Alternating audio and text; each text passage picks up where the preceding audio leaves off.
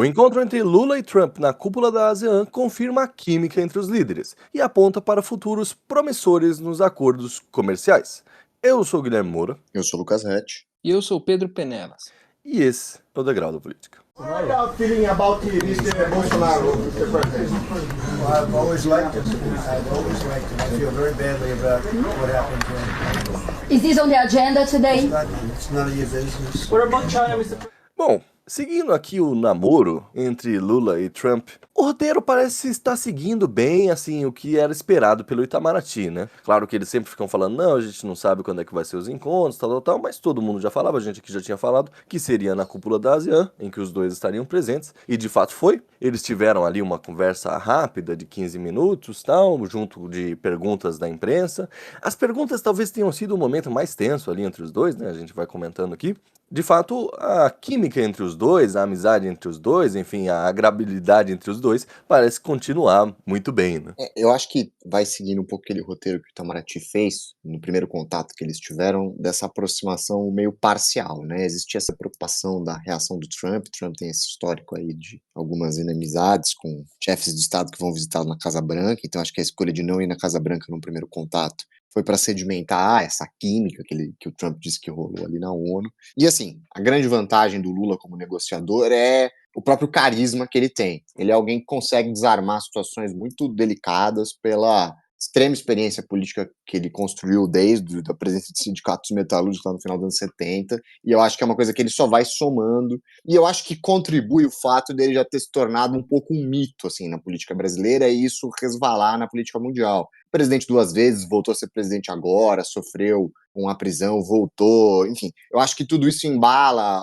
o Lula como uma figura digna de você conversar dentro do cenário internacional. Eu percebo essa admiração, por exemplo, do Macron, a gente já falou isso várias vezes, né, da proximidade dos dois. Eu acho que é um pouco condicionada ao fato do Lula ser um dos grandes líderes aí do chamado Terceiro Mundo, principalmente no século XXI. E eu acho que o Trump, ao encontrá-lo nessa condição, os dois podem compartilhar algumas trajetórias pessoais similares, apesar de biografias muito distintas, né, mas de idade, tudo. O Trump depois até deseja parabéns pro Lula. Eu acho que facilita esse contato, assim. Eu acho que os dois são presidentes que gostam desse toque mais pessoal nas suas relações, menos cercados por essa liturgia da diplomacia, né? Então eu acho que isso é um primeiro ponto positivo nesse encontro dos dois. E quebra muito, o que a gente já vinha falando em alguns programas, esse monopólio da representação que estava sendo exercido com a Casa Branca pelo Eduardo Bolsonaro e pelo Paulo Figueiredo, né?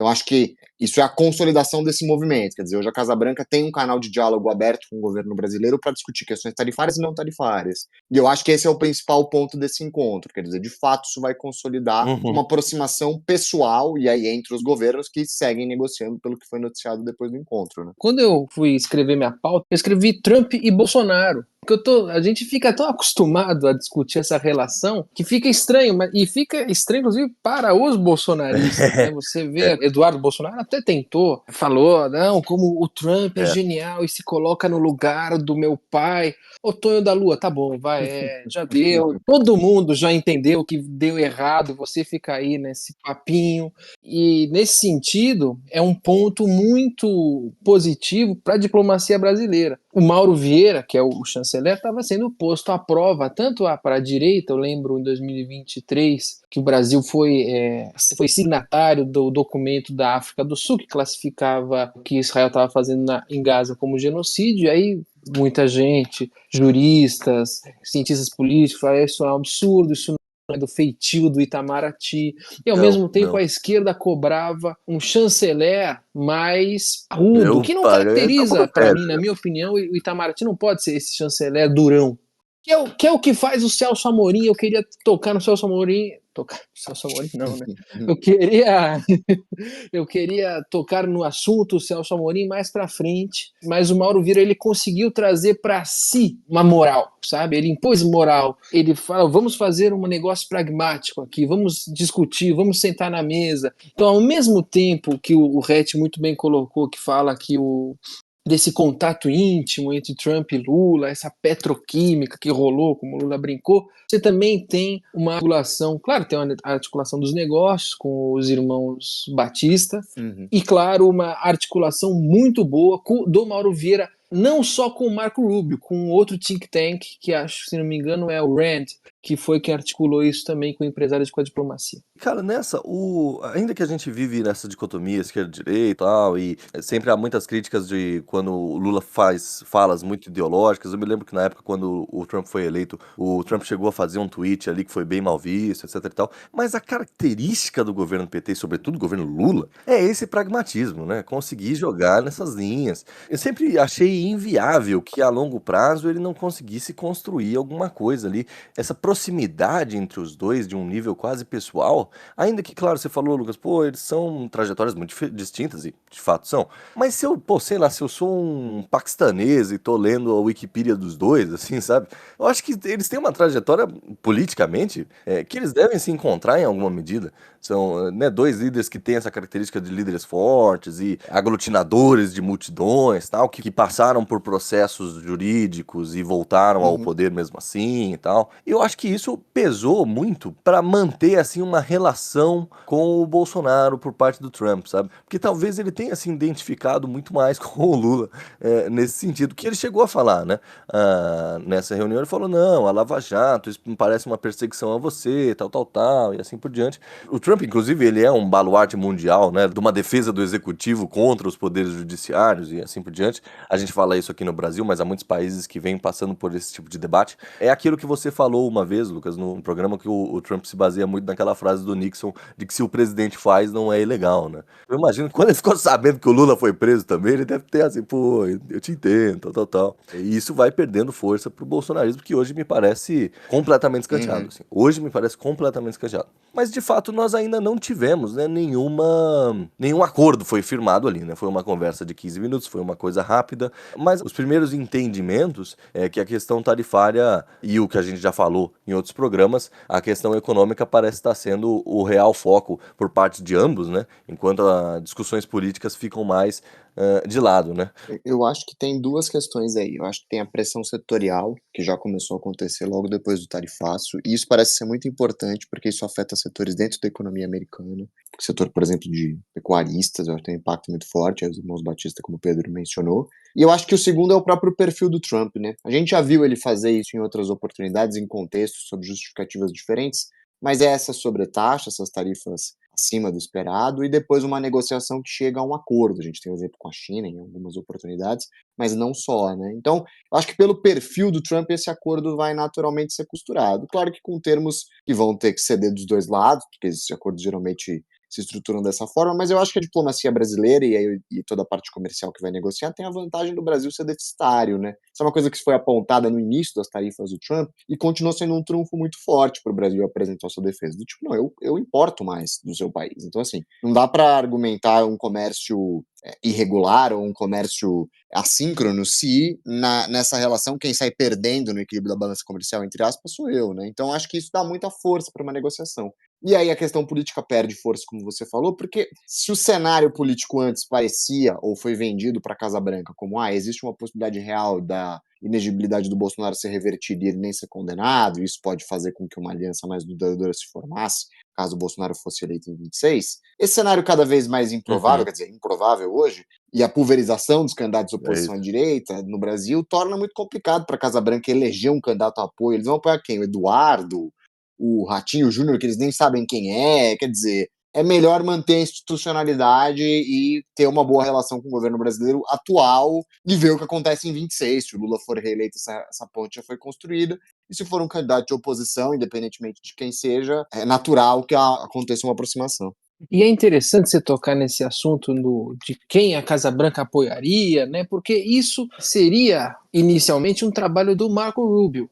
Já citei uma vez no podcast, eu lembro quando o Trump foi eleito, o Guga Chakra falou que o Brasil deveria ficar preocupado, porque o Rubio é um cara com ideais bem intransigentes no que tange a América Latina. E que com a impressão na reunião, além daquelas questões de semiótica, que o Rubio estava com a cara fechada, mas que a gente vem analisando isso há um tempo, né? O Rubio é o cara que falaria do Tarcísio, ou do Little Rat, mas no fim ele teve que engolir seco. Isso ficou com a Casa Branca, ficou lá com o secretário do Tesouro, que é um cara um pouco mais, embora tenha feito coisas bem radicais, é um cara que tem mais disposição a ouvir do que o próprio Marco Rubio. Só que é isso que eu falei, assim, na onda do Lucas, da Casa Branca, é isso que você falou, não ter muito que se preocupar com o sucessor. Concluo o raciocínio dizendo que, nesse sentido, o Rubio realmente ficou escanteado nessa relação. Claro que ele construiu a ponte com o Mauro Vieira, porque tem que vir da parte dele, mas durante o tempo todo, nos jornais, comentaristas políticos, Matias Spector, falavam: o Marco Rubio não poderá representar os seus interesses. Ele terá que representar os interesses de Donald Trump. E por isso ele está engolindo seco. E nós vimos isso na reunião. Fazendo um panorama geral do resto da cúpula da ASEAN, eu acho que o que ajudou a negociação do Lula também é o que vem ajudando, e é o que casa com aquela questão do Brasil ter superávit, né, os Estados Unidos ter superávit sobre o Brasil, é que a gente fica numa prateleira meio B, né? O Trump foi lá fazer outras coisas. Trump se encontrou com a premier japonesa, Trump se encontrou com Xi Jinping, eu sei que dá grandes negociações com Singapura e Indonésia, toda uma disputa ali do Sudeste Asiático, ficar ali nesse meio termo entre mercado americano e mercado chinês, tal.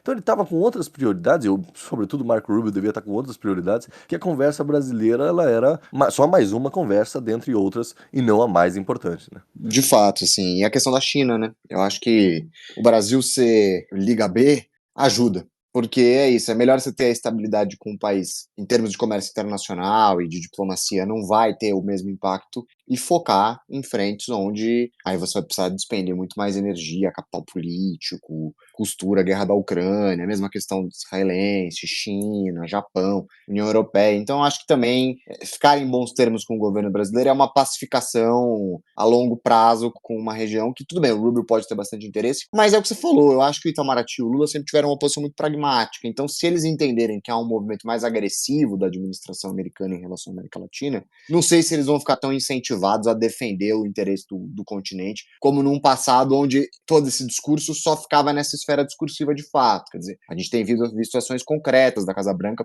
para tentar desestabilizar a administração do Maduro, pelo menos é isso que tem sido ventilado, né? E eu acho que nesse nível de uma operacionalização de fato, o governo brasileiro, além de ter pouco o que fazer, talvez prefira o silêncio. Né? Nessa linha de Venezuela, para não deixar passar batido, prometi que eu ia voltar nesse assunto. Outro cara que ficou escanteado, e acho que isso foi muito positivo para o Itamaraty, foi o Celso Amorim.